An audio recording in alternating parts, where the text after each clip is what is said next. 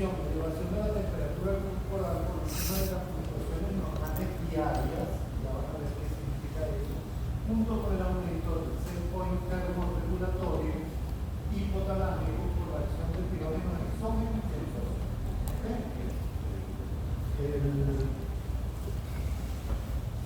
¿Qué diferencia hay entre fiebre y el aumento de temperatura del golpe de calor? O de la rotación por calor. ¿Qué diferencia hay entre los dos? Bueno, aquí en la fiebre hay un cambio en el set point de termorregulación y en el golpe de calor hay un fallo en los mecanismos de disipación del dolor. En cambio aquí se está ajustando. Pero fíjense que aquí para la fiebre, para que ese set point cambie, es el punto de regulación. La nevera tiene un set point, usted lo pone a 4 grados y tiene que estar a 4 grados. Ok, si se echa a perder, no sube o baja. Entonces tiene que haber pirógenos exógenos y endógenos. Pirógenos exógenos son bacterias, virus, cualquier agente extraño en el organismo que produce la activación del sistema macrofágico leucocitario. ¿Okay? Bueno, entonces bien, diferentes organismos, esta es una definición que salió en esta publicación que está aquí, define fiebre como la temperatura central mayor o igual a 28,3 grados Celsius y axilar de 37,5. Temperatura central, yo les dije, base de calor, eso se medía, no es fácil medirlo, porque es una temperatura del centro del organismo, ¿okay? Pero que se podía medir en el conducto auditivo externo o a nivel rectal, los niños se les pone esta temperatura rectal, ¿verdad? Eso es lo más cercano que podemos estar a la temperatura central. Por eso es un aparato un poco más sofisticado, pero claro. No hay un acuerdo unánime entre epilexia, fiebre y hipertermia. Tanto le gusta un intermito de los fiebre, uno dice que tiene hipertilexia, uno dice que tiene fiebre. Esto no está completamente aclarado. Causa más común de la fiebre son las infecciones, 74%.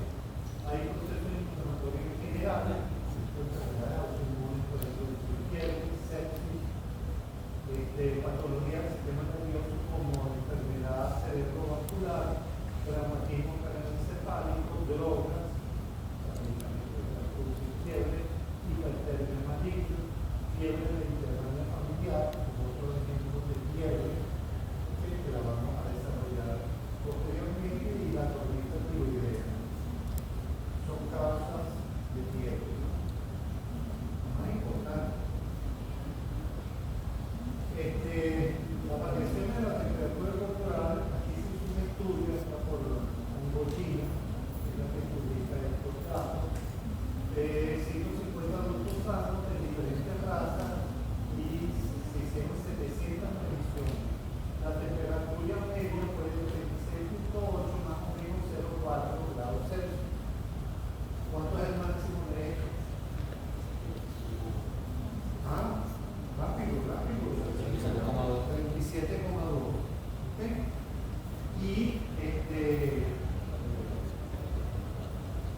Y la mínima, o sea, la mínima es 16,8 menos 0,4, 36,4. ¿Okay? La temperatura va a variar entre esos campos. Recuerden que la temperatura no es constante a lo largo del día, es un ritmo circadiano. Y esto es lo que quiere decir aquí. Medidas en el percentil 99, a las 6 de la mañana 37,2 y a las 4 de la tarde 37,7. ¿Qué se nos ocurre en la tarde la temperatura de esa mañana? Si es un ritmo circadiano. Metabolismo. ¿Por qué el metabolismo? Siempre que digan algo tiene alguna justificación. ¿Por qué el metabolismo? ¿Qué diferencia hay en el metabolismo entre la mañana y la tarde? ¿O la tarde y la noche? No, pues hay gente que desayuna en la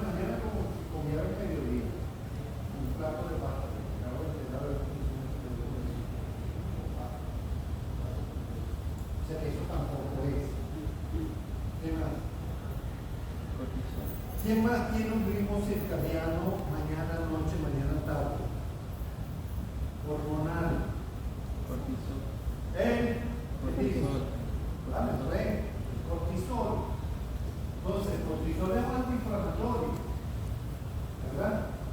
Y él aumenta en la mañana y disminuye en la tarde. Entonces, la temperatura corporal se está influenciada por esa caída del cortisol.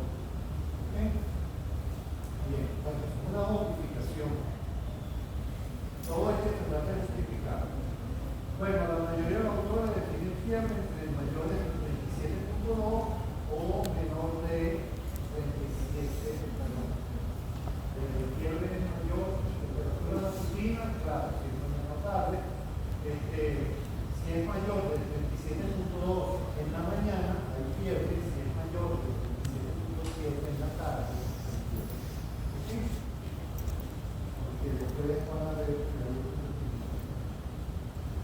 Entonces, órganos involucrados en el incremento y decremento de la temperatura, bueno, lo hacen en la piel, entenderán, así que la hidratación se irradia más calor por infrarrojo, ¿verdad? Es la forma en que se pierde el calor. Y las glándulas sudoríparas a través del mecanismo más importante de pérdida de calor, que es la sudoración. ¿No? Claro. El tejido adiposo pardo, que es un papel importante en estos casos. ¿Cuándo es importante el tejido adiposo pardo? En los recién En nacidos. los recién nacidos. En los prematuros no tienen casa. ¿Ok? Pero fíjense lo que dice, que es interesante. La liberación de catecolamina en los receptores actúa sobre las catecolaminas actúan sobre los receptores 3 beta adrenérgicos y pueden impulsar la acción de proteínas de desacoplamiento de la membrana mitocondrial como el UCP1, que deben haberlo visto,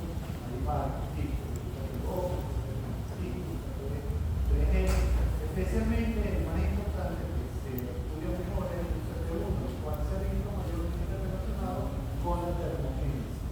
¿Okay? Esta proteína UCP1 también se estudia como termogenina. Permite el paso de hidrógeno a través de la membrana mitocondrial interna sin la producción de ATP.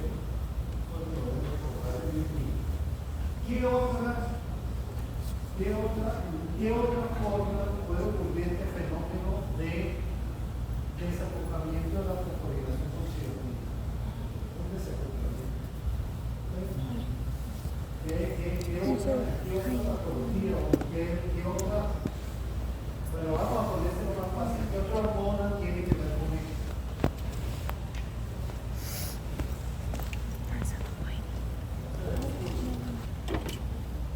¿Qué hormona se secreta para cuando hay frío, cuando hay calor? La hormona tiroidea.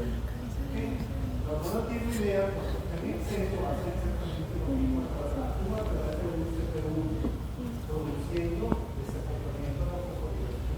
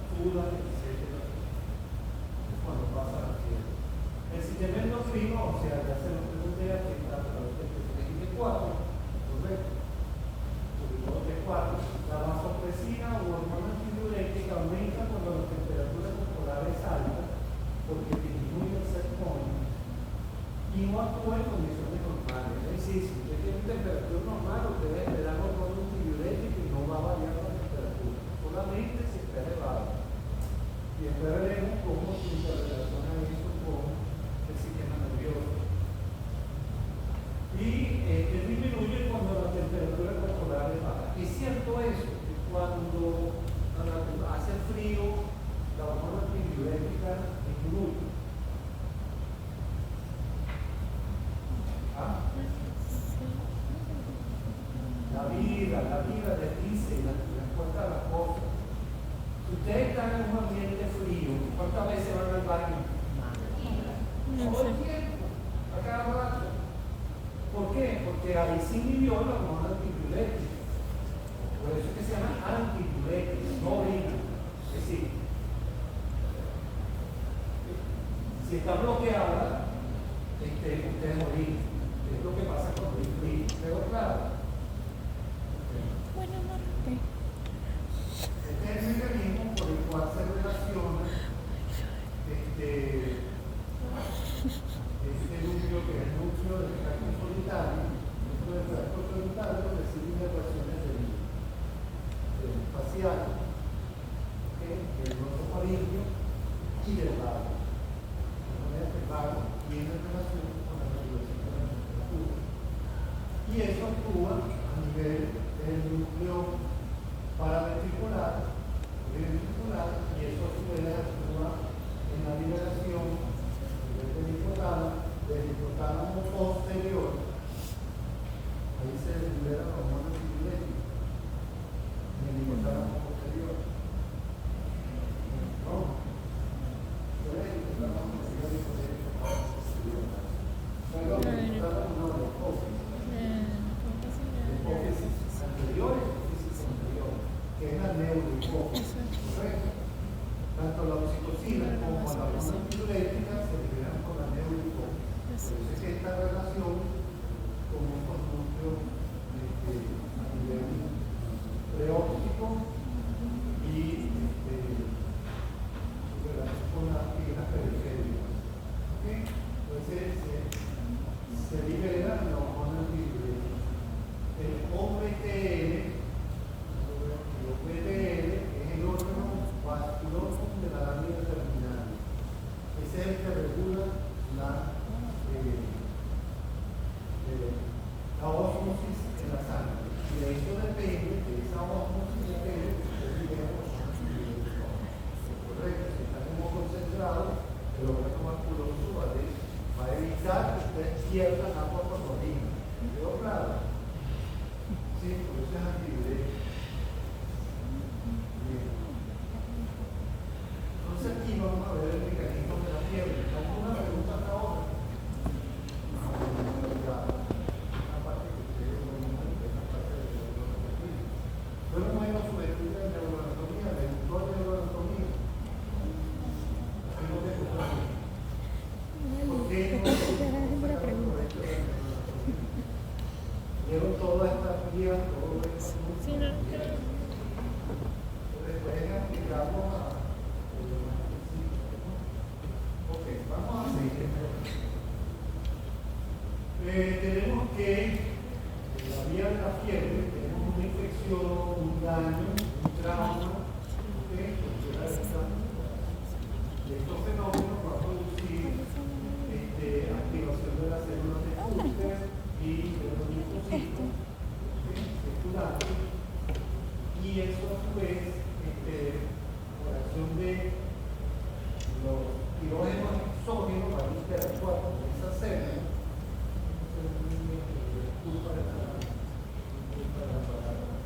Van a actuar con estas células. ¿Dónde están las células del Kupffer?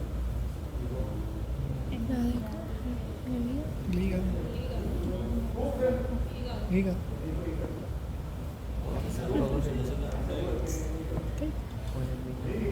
el hígado.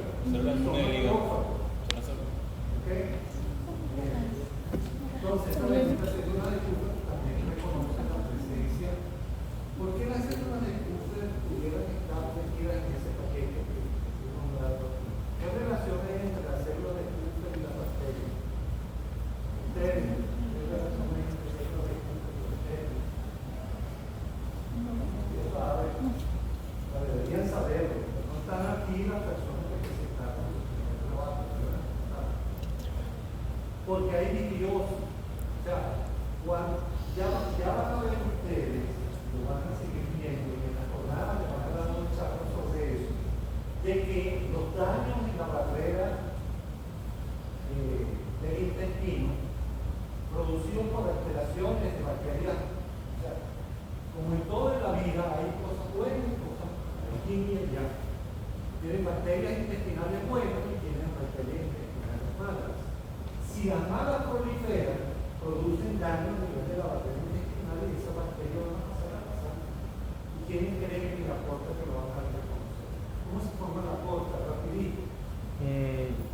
polinomesaraico y la mesentérica superior. La mesentérica superior Y la aliénica que se forma la Esplénica. la esplénica, pues. Esplénica. La plenomesaraico. Yo lo conocí como esplénica, o sea, saben que le han cambiado los nombres en la anatomía ahorita ya no. Este figura también quedó descartado, porque le han cambiado los nombres a algunas cosas. El nervio sural, no, sural también. Ubicar, ¿cómo le llaman? Ulnar. Ulnar.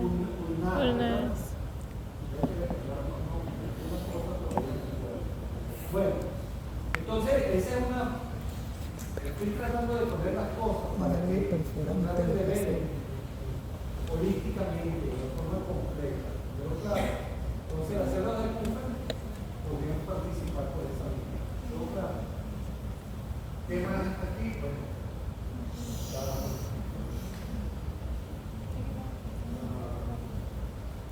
Bueno, los linfocitos y otras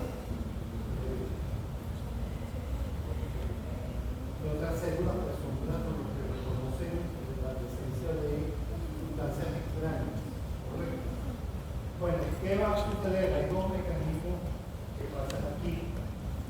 Si se libera interleucina 1 y interleucina 6, se activa el sistema de la piel. Si por el contrario se activa interleucina 10, TNF-beta, no hay piel. Pero claro, otra vez aquí y ya. De la cultura oriental. ¿Okay?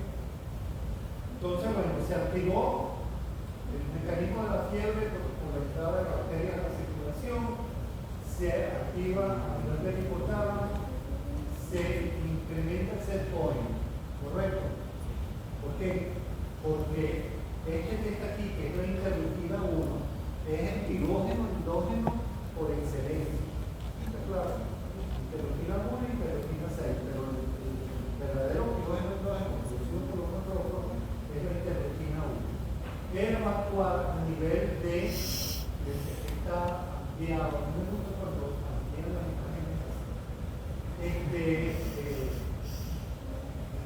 esta imagen ampliada, fíjense que la interleucina 1 y la interleucina 6 actúan sobre el órgano vascular de la lámina terminalis, ¿correcto? Eso es lo que conecta todo este sistema. Entonces, ese órgano vascular de la lámina terminalis se va a activar y va a transformar el ácido araquidónico por la producción de la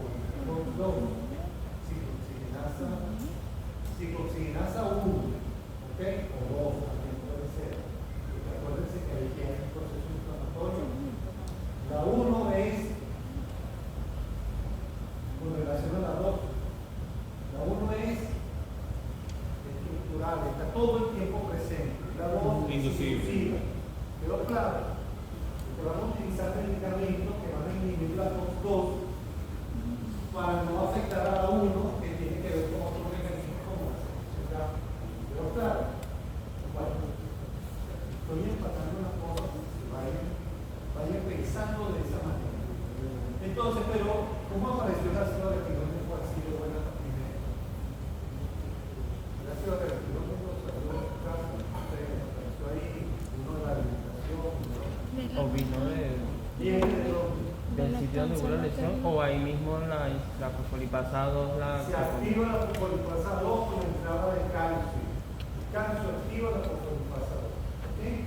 Entonces se activó la fosfolipasa 2, se liberó el ácido araquidónico, la COX está ahí presente porque es estructural, o sea, está todo el tiempo ahí, se va a transformar el ácido araquidónico en prostaglandina 2, eso se lo dijo en las clases anteriores, y esa prostaglandina 2 puede seguir dos vías. Una vía que hacia las neuronas que detectan calor, entonces producen termolisis, o va hacia las neuronas que detectan frío, ¿correcto? Si van hacia las neuronas que detectan calor, cosa que esta vía no está intensificada, ¿Ok? Si va hacia esta vía, se pierde calor. ¿Ok?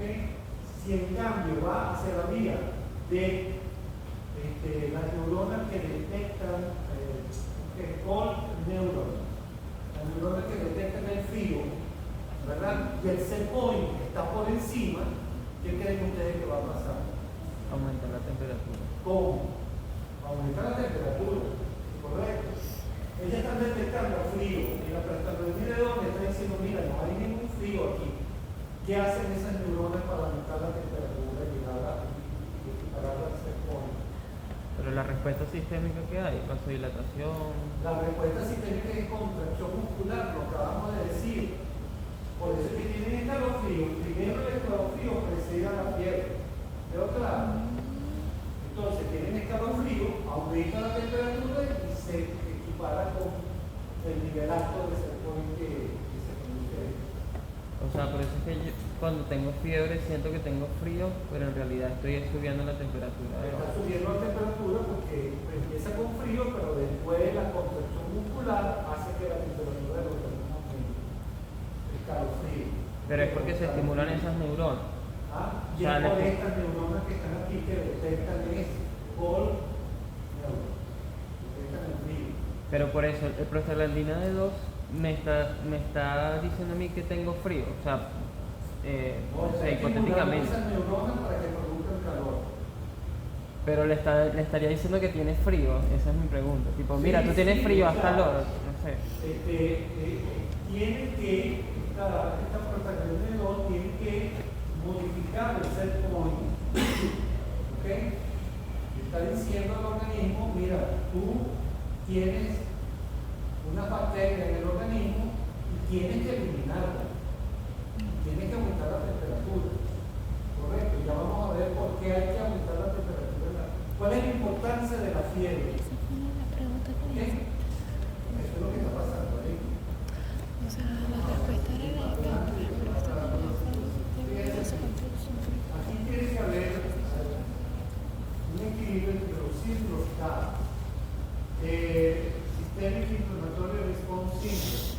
¿Okay? Systemic Inflammatory Response Syndrome y el que contrarresta el síndrome de respuesta inflamatoria. O sea, tiene efecto antiinflamatorio, que es el CAS. Entonces, fíjense aquí, si este señor aumenta, lástima que no se ve aquí arriba, pero es todo lo que produce aumento de temperatura, es decir, la activación depositaria, etcétera. Bueno, total aumenta todo lo que va a aumentar la temperatura son los ciclos, ¿ok? Y los CAS tienen que contrarrestar este aumento de temperatura. Entonces vemos en esta gráfica que vamos por la vía normal, aparece la injuria, aparece la inflamación, aumenta los CIRS, interleucina 6, TNF alfa, ¿ok? Y los CAS que estaban bajitos empiezan a aumentar para tratar de contrarrestar a los CIRS. Si esto no ocurre, entonces entramos en lo que se llama difusión de múltiples órganos. ¿Ok? Porque no se ha podido controlar el proceso inflamatorio. Entonces empieza a dañarse el hígado, el corazón, etcétera, todos los órganos que están por ahí. Múltiples órganos difusión sí. ¿Ok? Esto es grave. Eso pasa en la sepsis. ¿Ok? Bueno, está claro hasta aquí, ¿verdad? Esta lámina se ve, no se ve. Esta lámina está en la frente. Si quieren la ven, lo que me interesaba de aquí es que el nervio vago participa, ¿verdad?, en el aumento de temperatura a nivel del set point. ¿Okay? Esto por eso trae la lámina, porque no se ve, pero es muy gráfica, pues si uno se sienta a revisarla, es muy explicativa de lo que pasa en el proceso ferroviario. ¿Por qué la fiebre es beneficiosa? Pues vamos a ver. Primero, los factores beneficiosos humanos generalmente demuestran la aplicación óptima a temperaturas menores a 37 grados.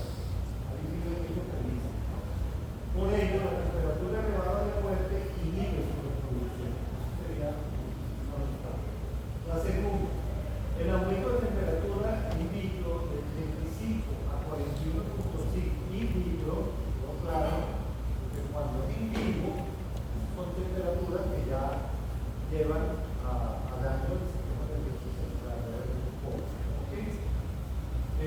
Aumenta la actividad antimicrobial de muchos antibióticos. Eso se va a incluir. La elevación de la temperatura también puede estar asociada a un aumento de inmunidad innata, asociada a la destrucción microbiana.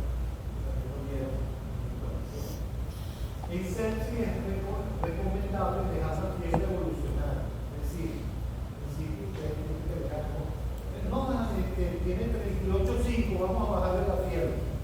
Eso no es lo correcto. Hay que dejar un poquito que la fiebre pase más tiempo en el individuo, que evolucione un poco más. ¿Okay? No bajar inmediatamente. Se baja cuando llega a otras condiciones que ya veremos. Entonces, es recomendable la fiebre, dejar la evolución. Temperatura elevada en las primeras 24 horas se asocia con disminución de la mortalidad. El profesor de pediatría le dijo, es mejor que si te sientas súper mal, lo que te va a quitar más rápido lo que tiene así es que la fiebre mata el virus. No hay que dejar que la temperatura llegue a 40 grados, sino antes de que llegue a esa temperatura, pues comenzar a dar una actividad de bajar la temperatura, que pueden ser. Y también dice que reduce la Los infección. niños, ustedes tienen un niño, ¿verdad? Vamos a poner de 1 año, 2 años y tiene fiebre. ¿Qué hacen ustedes para bajar la fiebre? Trapito caliente. Si ya está en 39,5, casi 40, a veces llega. Tiene que bajar la temperatura de la fiebre. En una bañera. No, pero correcto. ¿Sí? o sea, cuando no es pastilla, te dicen trapito caliente. Porque no se le hacer. No, pero está hablando de niños más grandes, pues no de bebé. Con la fiebre, va a poner agua fría. Ok, ella tiene por ahí algo que no va. Chispas. Okay, no va porque la constitución tiene que ver con el agua fría. No debe meterlo en agua fría porque la transacción de temperatura, ¿qué pasa si lo meten en agua fría? ¿Qué es lo que hace la gente? ¿Okay? Produce, habla duro. Puede producir vasoconstricción y liberar Vasoconstricción, pónganlo sencillito, no se compliquen las cosas con muchos términos, definirlas, ¿ok? Le produce vasoconstricción, entonces no irradia calor. Al contrario, toda la temperatura se va al centro del cuerpo, aumenta la temperatura central, que es lo que no quieren y ya les voy a explicar por qué no deben usar. ¿Ok? ¿Yo claro? Termino rechísimo. Entonces, más bien debe ponerle agua tibiecita, un poco por debajo de la temperatura corporal, 27 grados, hacer el masaje, ¿ok? Y facilitar la vasodilatación para que irradie calor y el calor no se irradia. Ustedes ven aquí que se administra aspirina para bajar la fiebre, porque bloquea la constosis y no se produce la PG2 para que aumente el serpón. ¿Ok? Bien. Esa aspirina se le puede dar a los niños, generalmente no se le da aspirina, que ahorita cada vez menos se da aspirina porque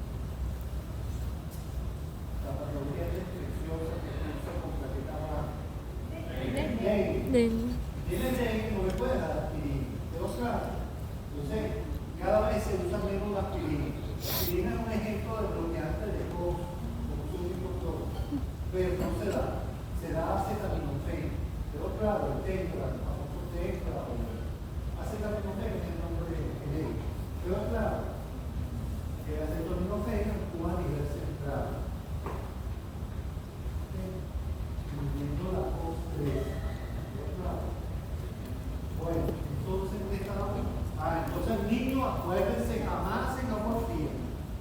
¿Ok? Siempre tratar de facilitar la vasculatura. Entonces, efectos adversos de la fiebre. Ahora sí vamos para allá. Bien, la fiebre está asociada con peor pronóstico en pacientes con enfermedad vascular cerebral, daño neurológico y daño neurológico. Y el tratamiento antipirético está recomendado. En estos casos, un paciente que ha tenido una enfermedad vascular cerebral, es recomendable y tiene fiebre por el efecto a nivel central. Acuérdense que si se cae sangre, la sangre electrónica, ¿okay? Por ejemplo, una hemorragia cerebral. Entonces se le da la antipirético. La patogénesis de las convulsiones, fíjense que está incremento normal de la interleuquina 1 beta, progresivo aumento del neurotransmisor glutamato y disminución del neurotransmisor inhibidor grave. ¿Esto está claro? El glutamato se llama, cuando está en exceso, produce daño a nivel neurológico. Correcto. Es citotóxico a nivel central. Y disminuye el GABA. ¿Qué tiene que ver el GABA con eso? Que va a haber hiperexcitabilidad. El GABA es hiperexcitante. No, o sea, no es inhibidor, pero si no está. Si no está, el GABA es inhibidor, pero gamma-amino butírico. Además tiene que ver con el ácido butírico. ¿Ok? El gamma-amino butírico es inhibidor. ¿Por qué es inhibidor? ¿Cómo actúa el GABA? Porque favorece la entrada de cloro. De cloro. Y aumenta la hipotensión de La negatividad dentro de la célula y por lo tanto no descarga fácilmente. ¿Quedó claro? La neurona. Ok. Vamos a ver el mecanismo aquí. Fíjense aquí, hay una infección, una respuesta inflamatoria, está la interleuquina 1 beta, 26, TNF alfa, etc. Por esta vía, ustedes producen fiebre, ¿correcto? Por la vía de la COX-2 o de la COX-1. Y por esta vía, ustedes producen esta regulación de la vía glutamatérgica y disminución del GABA, lo que facilita el desarrollo con la fiebre, en presencia de estos fenómenos que está aquí, no se tienen convulsiones. Por eso se convulsionan los niños con fiebre. ¿Quedó claro? Ok. Hay otro mecanismo que es la fiebre por droga. Interferencia con los mecanismos fisiológicos de pérdida de calor, periférico e interferencia con mecanismos regulatorios de la temperatura a nivel central. ¿Cuál puede ser un mecanismo periférico que puede ser interferido por las drogas? ¿Se acuerdan cuando les digo el golpe de calor? Que los viejos no sudan, o los viejos están tomando sustancias bloqueantes de la vía colinérgica. Si la vía colinérgica está bloqueada, porque es una interacción entre la vía adrenérgica y colinérgica, lo que hace es que la persona sude. Pero claro, si bloquea la sudoración,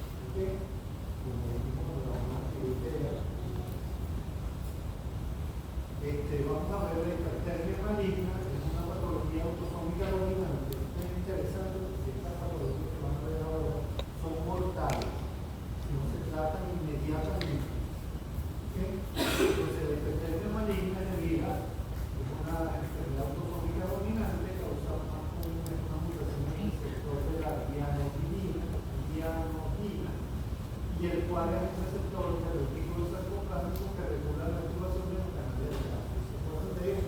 Sí. Sí. Ok. Esta activación de canales de calcio se desencadena la misma enfermedad por relajantes musculares como la insulina y anestésicos como el éter, entre otros. ¿Ok?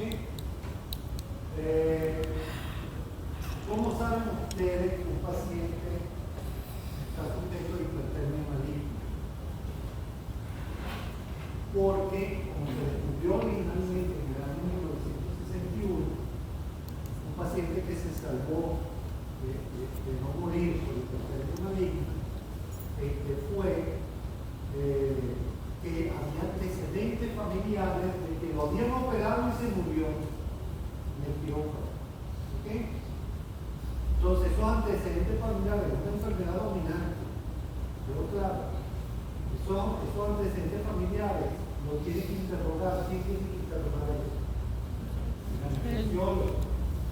¿Ok? Hay que preguntar si durante la anestesia algún familiar falleció, etc. De todos modos, si eso llegara a ocurrir, la succinilcolina es un bloqueante de la placa motora, por eso produce relajación muscular. ¿Qué otras sustancias produce relajación muscular que ya no se usa, pero que la usan los indios? Nadie lo dijo aquí. ¿Por qué sabes tú del curar? Casi no habla, pero cuando habla bien. El curar. Ok, el curar se lo meten en las flechas, ¿verdad? En las cerbatanas, en las flechas, donde tienen un curar y se van a casar con él. Si es un relajante muscular, ¿por qué ponen curares? ¿Por qué no se mueren los indios envenenados? Pero el animal cae muerto. ¿Sí? Eso son cosas del razonamiento. No tienen que saber nada acerca de esto.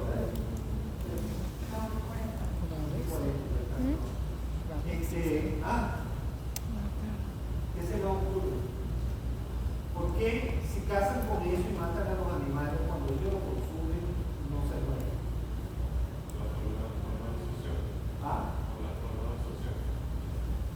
Ok, dime cómo. Desarrollame la idea. Eso es lo que quisiera decir. A veces no se me ocurre las palabras.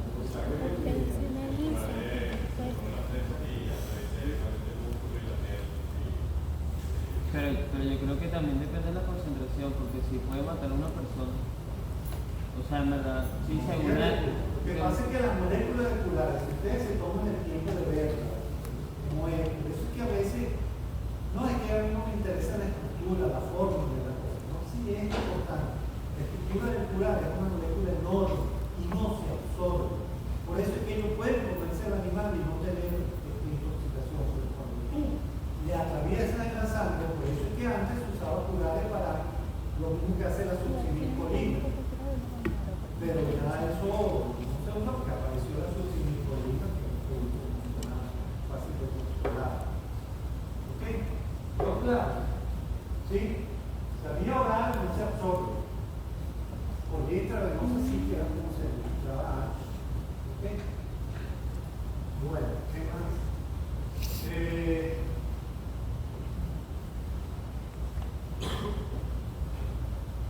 Estamos en el tercer tema maligna, pueden ser los antecedentes familiares. Es importante cuando un individuo, porque no conoce los antecedentes familiares, porque el fisiólogo no preguntó eso, lo que sea, desarrolla hipertermia maligna, ¿correcto? Hay una sustancia que se llama la nitrolena, que es un relajante muscular que bloquea la liberación de calcio. Pero claro, entonces ese es un mecanismo para contrarrestar el aumento de temperatura brusca que produce el resultado. Se lo pongo porque ustedes no les toca tratamiento, pero cuando que vayan volviendo el nombre del blog.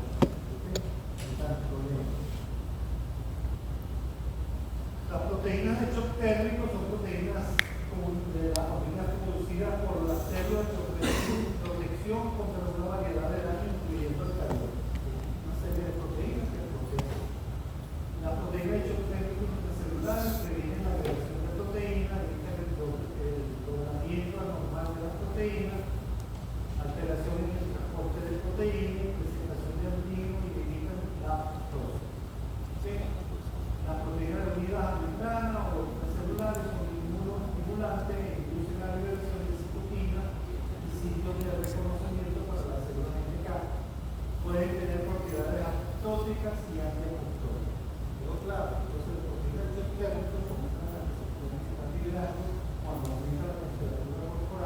ya sea por fiebre o ya sea por agentes ambientales. Pero resulta que tiene más bien características beneficiosas. La otra patología es la fiebre mediterránea familiar. Es un síndrome autoinflamatorio hereditario. Es una mutación en el gen NFB, el cual fiebre mediterránea familiar, el cual codifica para la proteína llamada pirina, también llamada marenostrina o PRIN20, que se asocia con enfermedad inflamatoria. El término marenostrina lo dejé ahí porque ¿a qué hace referencia la gente cuando dice el Mare Nostrum? ¿Ah? ¿Mare Nostrum? ¿Qué? El Mar Nuestro, sí, pero cuando la gente habla del Mar Nuestro, ¿qué habla? De la cuenca mediterránea. Esta es una enfermedad que se ve en griegos, italianos, españoles, pero claro, por eso es que le llaman Mare Nostrina, porque tenemos ese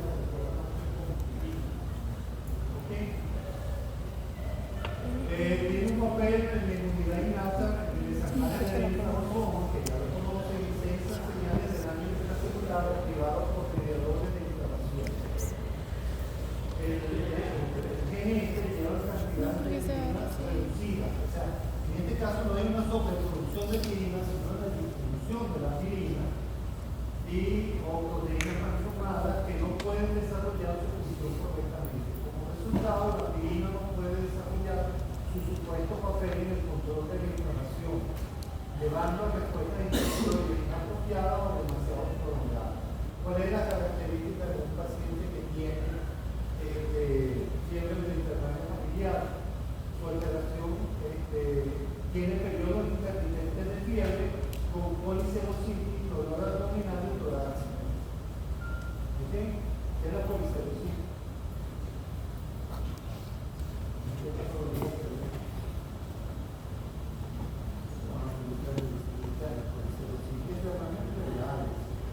Y se ven enfermedades autoinmunes, pero en este caso fíjense que está en relación con la fiebre de inflamación familiar. O sea que ahí hay un diagnóstico diferencial. Un paciente que tiene fiebre con policerositis, si es autoinmune o es una fiebre de inflamación familiar. Pero claro, la otra patología es la tormenta tiroidea. La tormenta tiroidea es una complicación del hipertiroidismo, especialmente en aquellas personas que tienen enfermedades de Grey fase 2 o además tiroideo. ¿Conocen el Grey fase 2? Nunca lo han oído. Ok. Y nódulo tiroideo tóxico es un nódulo tiroideo hiperfuncionante. Llega a grandes cantidades de hormonas tiroideas. Los traumatismos de la tiroides también pueden producir tormenta tiroidea. El Grey fase 2 es una patología en la cual hay anticuerpos contra el receptor de TSH. La TSH es la que estimula la tiroides, ¿correcto? Hormona hipotalámica. Hipoficiaria. ¿Ok? Es una hormona hipoficiaria que estimula la tiroides para producir la hormona tiroidea.